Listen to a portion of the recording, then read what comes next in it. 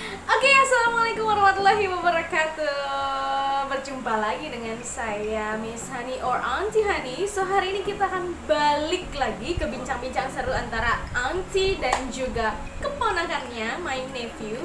And especially for you guys, the one and only, our first guest, Eltra Puji Semesta. Yeah. Okay, alright.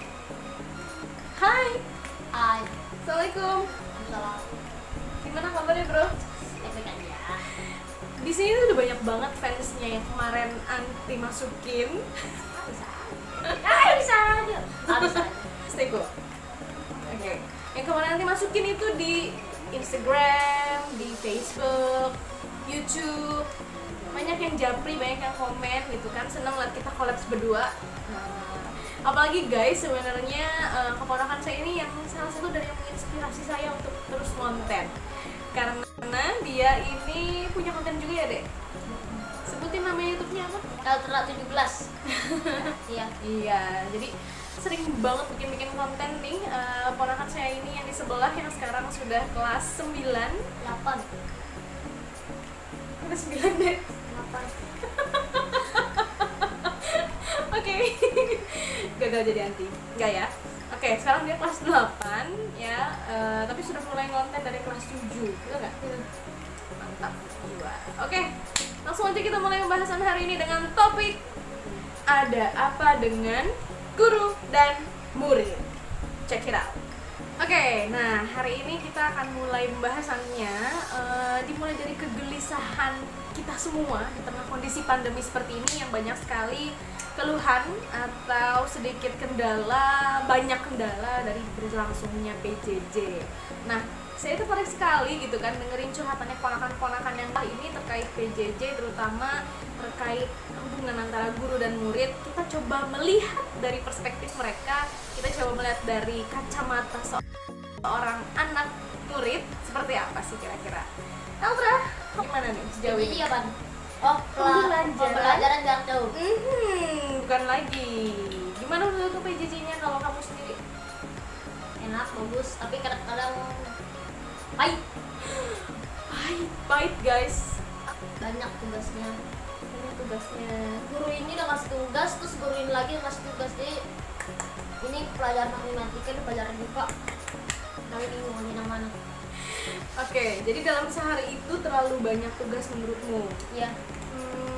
Emang nggak dibagi-bagi per harinya gitu, minimal ada berapa tugas gitu? Dibagi ada 3. Tapi sekalinya 3 tuh dikasih banyak, soalnya kan dia tahu ngerjainnya itu pasti akan di rumah, pasti istirahat. Tapi kami sebagai murid tidak suka karena ya posisinya jelek, ntar marah-marah aja. Ya, misalnya ada terjadi kesalahan seperti itu, tapi kan kamu misalkan sebagai murid kamu bisa menyampaikan dong. Jadi murid juga harus berani speak up, tapi tetap sesuai jalur, tetap sopan sama gurunya. Kenapa kamu nggak nyampein, Bu, kan lagi masih jadwalnya ini, aku udah ngasih ini gimana? Lupa hilang. Terus kalau menurut kamu sendiri, pandangan sebagai murid dan seorang guru tuh bagaimana? Apa sih yang kamu mau sebagai seorang murid? Apa yang mau kamu terima sebagai seorang murid? Saya mau diterima sebagai seorang murid Yes, sekolah, of course, kamu kan anak sekolah. tapi tidak sekolah PJJ. Kenapa tidak PJJ? Apa yang tidak menyenangkan dari PJJ? Contoh 1, menjajan nggak lancar. Terus yang kedua, kalau di rumah tuh tugasnya jadi lebih banyak dan nggak bisa main, bosan. Yes, Dia tidak bisa bersosialisasi. itu yang paling jadi poin utama dan banyak sekali dibahas oleh para pakar, teman-teman. Jadi memang sekolah itu bukan cuma sekedar proses transfernya ilmu, tapi di sana banyak sekali penanaman sikap yang dibutuhkan oleh anak-anak murid kita. Justru di sana adalah ruang mereka bersosialisasi dan yang memberikan warna untuk karakter mereka. Nah, sayangnya dengan PJJ ini hal itu tidak tersentuh. Nah, mungkin ini bisa menjadi gambaran untuk saya pribadi sebagai seorang guru, dan mungkin teman-teman di sana, seorang pendidik yang sedang menonton ini bisa gimana cara kita meramu kurikulum kita supaya nilai-nilai sosialisasi itu tetap kita dapat gitu untuk kebutuhan anak murid kita. Oke, lanjut, kira-kira menurut kamu di tengah kegalauan proses PJJ ini ada nggak sih solusi yang kamu lakukan so far? Apanya? Solusi untuk Oh. supaya kamu nyaman dengan PJJ ini? Solusinya Yes. PJJ ya aku terima aja, bersyukur. Mau gimana lagi, mau protes murid takutnya ntar marahin. Oh gitu. Ada bangga ke sekolahan, itu kan guru kan lebih kuat daripada murid. Loh, nggak gitu. Tapi kami takut dimarahin. Emang guru galak? Ya sebenarnya macam-macam semua guru, ada yang galak ada yang baik, tapi saya tahu baik guru itu galak karena saya. Oke. Guru idaman Eltra kayak gimana sih? Jangan terlalu galak-galak, itu pasti bakal aku dengar. Anti galak loh sebagai guru. Garang nanti nih. Sebagai anti aja garang pun. Tapi Sekarang keluarga mau gimana pun keluarga juga ya, mau gimana lagi, Oh gitu. Jadi kamu pasrah pasrah. punya anti seperti ini. Iya, Kalau anti gurumu, kamu pasrah nggak? nggak tahu deh. Tadi sebelum kita ambil take ini, Eltra bertanya tentang satu pertanyaan yang menarik sekali buat antinya. Iya. Tanyakan ulang coba. Tentang guru, kita ada guru dan murid. Tadi pertanyaannya Oh. gimana? Pertanyaannya, oh iya, pertanyaannya gimana anti dan murid anti Hubungannya. hubungannya. Oke. Kalau sekarang murid-murid pada nggak suka sama gurunya. Oh, Saya really? How come? Oke, let's talk about it. Kalau misalnya sendiri, Anti menganggap murid Anti ya seperti adik, anak. Walaupun beda usianya tuh ya deket ya jatuhnya gitu kan, seperti adik kakak gitu, seperti keponakan gitu. Ini usianya SMP juga, murid-muridnya saya itu banyak anak SMP, SMA juga sama. Tapi ketika saya posisi menjadi seorang guru, saya menganggap mereka ya seperti anak saya sendiri yang memang benar-benar saya asuh, saya sayangi, saya kasihi, tapi bisa jadi sahabat, bisa jadi teman Anti juga gitu loh. Jadi ya to be honest, memang Anti menempatkan murid-murid Anti itu special in my heart gitu. Jadi ya tuh saya tahu sendiri kan, rumah Anti rame mulu sama murid-murid. Iya. Iya. karaoke.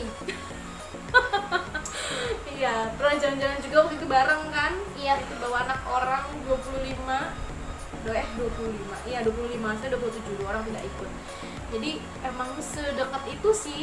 Kenapa bisa terjadi seperti itu? Karena ya itu Anti mengestafetkan. Do you know what is estafet? Tahu Apa? estafet itu kayak barang ini dioper. Ya, estafet ya. Jadi diestafetkan, diteruskan lagi perjuangan yang sudah dilakukan oleh guru-gurunya Anti kepada Anti dulu. Nah, Anti ingin melakukan hal yang sama gitu loh kepada anak-anak murid Anti berikutnya gitu. Dan insya Allah mudah-mudahan ketika nanti Anti punya anak sendiri, anak Anti nanti bakal dididik oleh guru-guru terbaik yang bisa menghebatkan dia juga, insya Allah. Itu sih. Iya, Kenapa kamu nanyanya kayak gitu? karena banyak murid-murid yang tidak suka dengan guru. Oke, kedua kalinya dia menyampaikan hal ini. Sabar dulu. Kita ngomongin baik-baik ya. Ya, Jangan nangis. Terusin dulu pelan-pelan ke Anti. Apa yang kamu maksud dengan banyak murid yang tidak suka dengan guru? Anti mau dengar? guru yang melanggar janjinya sendiri atau peraturannya sendiri. Misalnya, Aku tidak bisa menyebutkan itu. oke. Anti coba membahasakannya seperti apa ya? Misalnya, guru ya meminta kita untuk membuang sampah pada tempatnya. Tapi gurunya membuang sampah bukan melainkan jalan, dan itu kamu pernah lihat seperti itu. dan itu yang saya lakukan Kamu buang sampah sembarangan? dulu. Jadi yang buang sampah sembarangan murid atau gurunya? Dua-duanya. Jadi saling melanggar peraturan. Terus kamu juga begitu, gurunya begitu, kenapa kamu marah? Karena saya tidak bisa memberitahu guru saya karena saya takut, Kenapa kamu takut? karena galak. Kan ada guru-guru yang baik hati dan tidak sombong, rajin menabung, dermawan, lagi suka menolong. Tapi tidak semua guru yang baik membuang sampah sembarangan. Jadi ada juga yang mau sampai pada tempatnya, tapi Ada juga yang sembarangan. Dan kamu mau ngasih tahu nggak enak. iya, Oke, teman-teman semua, ini menjadi salah satu catatan buat kita semuanya, guru, pendidik, yang tetap harus memegang kata-kata title kita sebagai guru gitu kan.